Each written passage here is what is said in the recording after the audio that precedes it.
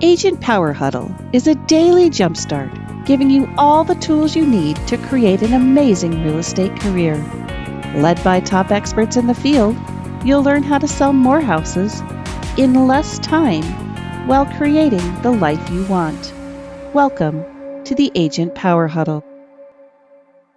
Hey everybody, good morning. I know I'm a little bit late. I had some technical difficulties. Sorry about that, but I'm here now, so I apologize if you've been waiting. I apologize for that. I'm Amy Izzo. If you haven't met me before, I'm a realtor and a team leader in the Midwest. I cover the Indiana and the Illinois areas, and I have a national team right now. And today I want to talk about what our daily activities should be looking like, right, to help build our business. I think there's a lot of noise over the last few days, especially with this NAR ruling. And I thought, no better time to talk about what we should be doing and what we should not be doing. What we should not be doing is listening to all the noise on social media. There's already a ton of negativity, a ton of noise around, are we going to be able to continue in the business? What's the future going to look like? Are we really going to be able to build our business? What are our activities going to look like? What's the conversations with consumers going to look like? The media is out there. And in my area alone, we're already seeing headlines like the standard 6% commission is gone. There was never a standard 6% commission. There still isn't. But we're starting to see that. The first listing appointment I went on Monday, actually the first two I went on Monday, they both asked me about the lawsuit and what it would mean for them. And I still walked out of there with the negotiating commission for both the listing side and the buyer side, have been giving them a good explanation. And I think that we're going to have to understand how to talk about it. I'm certainly not an expert on it, but I know the way I've been doing business for the last 10 years relative to sellers and somewhat relative to buyers. At least my scripting will be primarily the same because I've always given sellers an opportunity to negotiate the commission, both on the listing side and the buyer side, as separate numbers. Even on my net sheet, they're separate numbers. It's two different numbers. So we've always had that model in place. We'll just continue that model unless some new information comes out that we have to do something different. And I've always used buyer's agency agreements. So I'm going to continue to do that. If that's not something that you've done in the past, then it's time for us to learn. And I will tell you, I've used them for 9.5 years of my 10-year career, and they're not that hard and they're not that scary, I promise you. It is a skill set you can learn, and it really teaches you to talk about your value to buyers and treat your buyers more like a seller, giving them a little presentation and why it's important for them to have someone like you, why they deserve representation. And so while all that noise is going on and we're learning what the changes are going to be from our managing brokers, from our companies, and putting those things in place and reaching out for help short term when maybe a buyer or seller wants to put some of those things into place a little bit sooner than summertime when we're really going to know what's happening more. What do we do? And I would say we put our heads down and we go to work filling up our pipelines. So I want to talk to you about I often talk about working with your database, working with your CRM, and what to do with your CRM. And I want to talk collectively about what should your activity or could your activity look like outside of just making sales calls. I do think it's really important that you have a CRM, that you have leads flowing into your CRM, that you're either collecting in a manual way or you're purchasing in some way, or a combination thereof. So leads coming in from different places, the place where your past clients are so that you're touching them on a regular basis, and you have a schedule where you are making calls through your CRM. On average, we want to make about 35 connections per week. So 35 calls, or not calls, but conversations, 35 conversations per week that are 2 minutes or more in length will generate several transactions a month for you.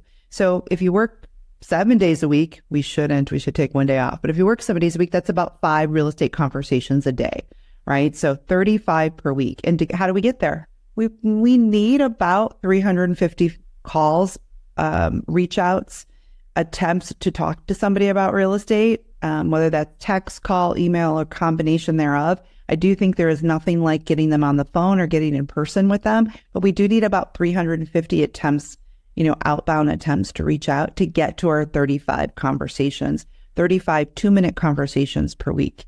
That's what we need. But what else do we do? What else can we do? We can take out our past clients. So we can reach out to our past clients on a regular basis. So every month, every week, I've got people from my database that have done business with me in the past that I'm reaching out to, and I'm having a conversation with them. I'm trying to get them out for a coffee. I'm stopping by and doing a little pop-by. If it's not a person I can get out, doing a little pop-by just to touch them. So every week, are we touching our SOI, right? Putting some of that into a daily basis, but are we touching a few people in our SOI every single week? And really kind of demanding in a way that some of our people meet us for coffees or for a drink or for a quick lunch or bite to eat. We don't have to do that all of the time, but I do like to get in front of my past clients each week and have a couple of either coffee appointments. I like coffee, and I drink more tea, but I like a coffee type appointment because they're shorter, where I can get in front of them, catch up, see how life's going. I also love to pop by clients' houses, let them know I'm coming, but pop by and see, especially if they've made a renovation project, something like that. So I like to schedule that with them. Like, I love to come by and see the house, see what you've done with it, bring them a little something and spend a little time with them. I would rather do that than a closing gift. My clients do get a little something at closing, but I really save the bigger follow-up for after they've closed so that I can pop in and work with them in that way. See their house, see the changes that they've made to the home, and help kind of celebrate with them a little bit. Also, a few days a week, are we planning our content? Are we spending a few minutes, 30 minutes, 45 minutes, a few days a week? So maybe I like to spend time on Wednesdays and Fridays working on my social media content. So I like to do that twice a week. And that's writing posts, that's creating some videos, and that's scheduling my posts that are going to go up throughout the week that I know are going to happen no matter what. So I like to take 30 to 45 minutes on Wednesdays and Fridays to plan my content. I use my friend ChatGPT. If you haven't used ChatGPT yet, as a matter of fact, I may just jump on and show you what it can do for you, because I am finding the more people I work with that they have not used ChatGPT yet. So let me just show you what I do with it. ChatGPT, first of all, you can pay for a version of it. Tell me if you guys, someone just let me know if you see, you'll have to unmute because I can't see you now, but do you see my ChatGPT? Somebody unmute and say yes or no, I see it. Maybe not. Okay, I'm going to, thank you. So I use this all the time. And so it's really, really cool. So I can say, thank you for letting me know. I can say, create a 6-week video series on selling your home. And I will say 6-week, 2-minute, I'm going to be real specific, 2-minute video series on selling your home. And ChatGPT, just like that, will write the video series for me. It'll write everything I should do for 6 weeks on each day. And now I have a 6-week video series. But Amy, you don't have the content for those videos. Okay, well, now I do, because I can tell ChatGPT, okay, so write the script for week 1, video 1. And it will write the script for me right now. And so I can spend, you can see it's very quick. I can spend a few minutes now pounding out some of these scripts that I want to do and turning my phone on. Pounding out some of these, I can get them cut and paste somewhere else where I would like, and then I can plan when I'm going to record these videos. Now, I do a lot of talking head videos. If you want to hire a This gives it to you like opening scene, and here's what the photo should be. And then here's what you would say. So I take these scripts and sometimes I just treat them like a talking head video. So you'll just see me like this talking to you. I don't use all this stuff.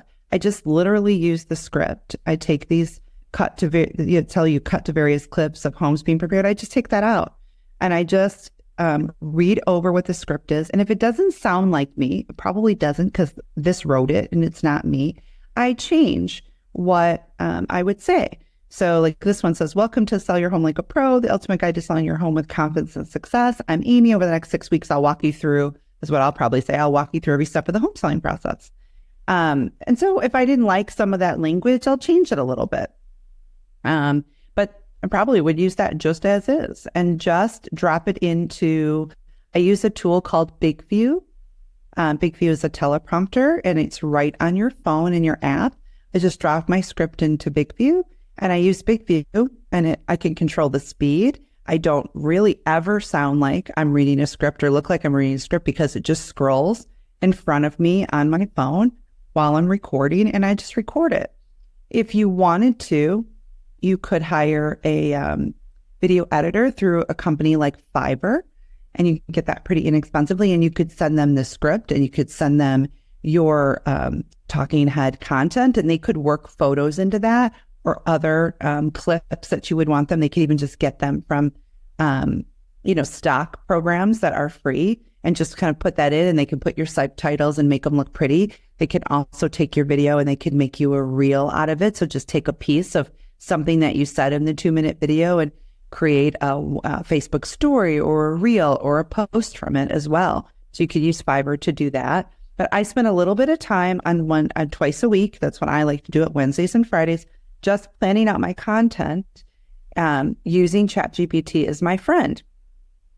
Also, another way I plan out my content is I think about all of the questions that people have asked me all week long or in my entire career. Things that I'm reading that people are concerned about, and like interest rates. We continue to have clients concerned about interest rates. I just posted a consult in my coaching group for my team where I talked to a previous client who was hoping to be a buyer seller. Their hesitation was interest rates. And we were able to talk about what the impact is during their consult on waiting till next year relative to their price. So we're able to have that conversation. That is all great video content. Is it a good time to buy now? What happens if I buy later? What about interest rates, right? Our interest rates are the highest ever to some people. Explain that in a 2 or 3 minute video. Do a series on it. If you feel like, I have 15 minutes worth of things to say, bullet point that out, record it in chunks and do a series and schedule it. If you can do that once or twice a week, you can have content for weeks going out on your social media completely free. You can run ads behind it if you want. That's another Agent Power Huddle, but you can also just put it out completely free. So now you're making calls every day. You're reaching out to your SOI every day to check on them, to talk with them. They're going to be reminded that you're in real estate. You're getting content up daily, but you're using time blocks on Wednesdays and Fridays, or maybe you want to do Wednesdays or Fridays or Tuesdays and Thursdays. Use your time blocks to create your social media posts. Use ChatGPT to help you. Write down things people ask you all week. Look at news articles that are coming out and address some of those. Sometimes you just have an idea for a post. A really great thing I love to do is when I'm out showing homes or on listing appointments, I take my own pictures of something that's unique or interesting or something I just want to share. And I'll do a post about that. Maybe there's a pencil sharpener in the basement, one of those old crank type ones, or a rotary phone on the wall. We don't see those anymore. I'll put that up and create some interest or some dialogue around the things that I see when I'm out and about. Sometimes I'm just shooting photos because it's a sunny day finally in the Midwest and I'm enjoying the weather while I'm out showing homes or I'm on listing appointments. So those are things that you should be doing as well. Another thing you want to do on your social media is not just post and engage in your own posts. You do want to engage in your own posts. So what I mean by that is when you put something up, a video, a piece of content, and people comment, like, or love it, or whatever they do, angry face it, whatever they do, you want to engage with them. So people that like and love, I like to message them and thank them for liking and loving the post, ask them if they would like additional information or provide them additional information. If they comment, I like to comment back on as many of those as I can. I can't always comment for every single comment, but I'll comment on as many as I can. So I'm engaging. But separate from that, go into your news feed for the purpose of not socializing, but the purpose of connecting with your friends. So can you choose 10 people a day that you go look at what they're putting in on their pages, right? Whether that's Facebook or Instagram, what are they posting, and comment on those. Don't just like and love, or funny face it or whatever you're going to do, but also make an actual comment so you're engaging with them.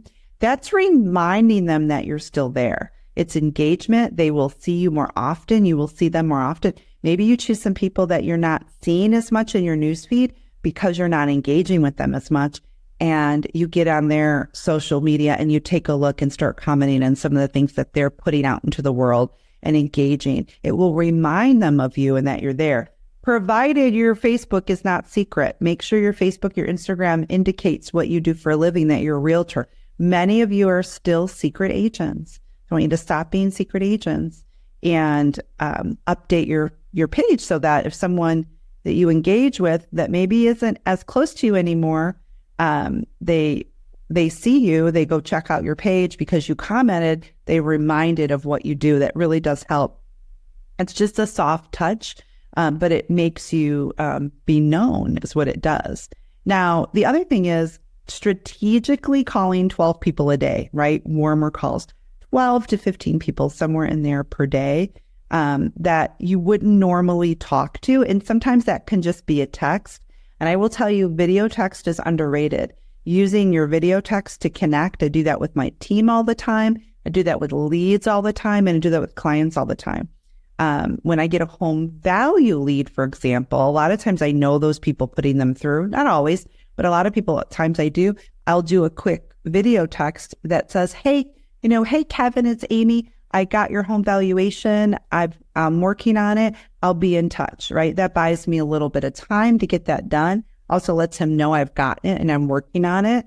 Another one could be, hey, Debbie, it's Amy, and I see that your son graduated college. I wanted to just wish you well, right? Just connecting with people. Maybe you know those things because you got something in the mail or you saw something on social media or you heard from someone you know.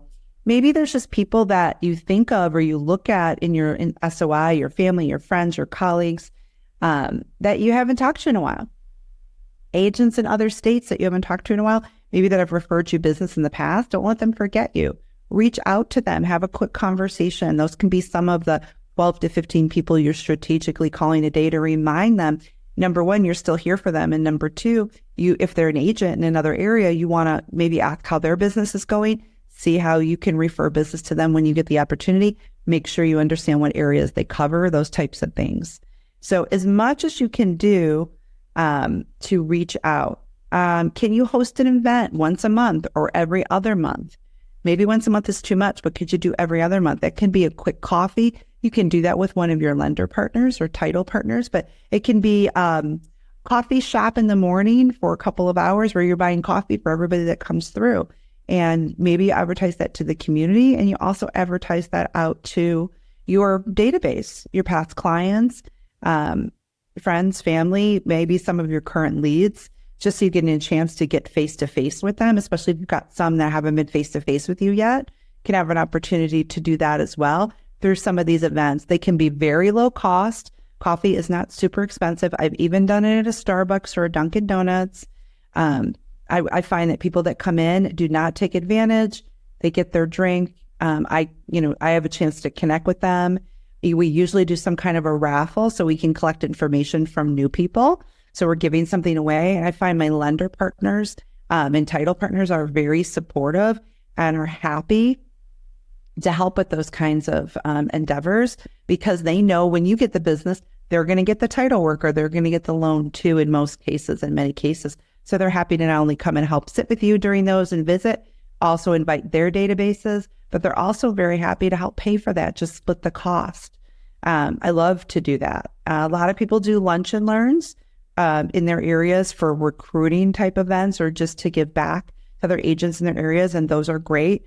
But flipping it a little bit and doing some things for your clients or just the community will help keep your name out there and keep you top of mind as well. So these are the types of things we want to be doing and every single day, right? Every single day, really planning out how we're going to strategically connect with not only our database, but our community, friends, family, past clients, new leads, how we're going to connect with them every single day. And the more heads down we can be and keep our heads out of all of the noise around us, except to take in the information that we're going to really need to move forward, learning the new skills that we need. If you're not yet using buyer's agency agreements, I implore you to go take a look at them, read over them in your area and really understand them. Get with a mentor, get with your managing brokers and understand how to execute those. You don't have to wait till summer. You can start doing that now, start building your value now. So when you sit down with a buyer, you sit down with a seller, you meet them online or in person, or people are just asking you questions, you're prepared. You have, just like you have an elevator speech about what you do, right? Who you help as a realtor, you want to have really some bullet points, almost like a little elevator speech of how do you talk about what's going on right now in the industry? People are going to ask you. I'm telling you, Monday morning, my first 2 listing appointments, they both asked me about it. So both sellers, how does this impact me? Do I have to pay the buyer's agent? What does this mean? And I was able to just, hey, here's what it means. So, and by the way, in my opinion, this has always been the way. So it's always been negotiable. And let's just talk about it now and let's hash it out and see what works for you. And we were able to come up with something that worked really well for them. That's fair. That's fair for all the agents involved. So that's what we'll continue to do. Heads down, like in your business, building your pipeline. Just build your pipeline so that you have, the dollars that you need coming in and you're helping the people that you want to help in your business from now until forever. And as new information comes out to us on how maybe we're going to have to pivot a little bit, then we'll make those pivots. So that's my time. I appreciate everybody. Have a really, really, really great day. Take care. If you'd like more information or to get connected to the Agent Power Huddle, join our free Facebook group. This call was designed for the agents in our EXP organization, but open to any agent from any brokerage. If you're a guest and you're interested in learning more about EXP or our specific resources within the Agent Collective, reach out to the person who invited you to this call to get more info. Produced by the Agent Collective Media Network.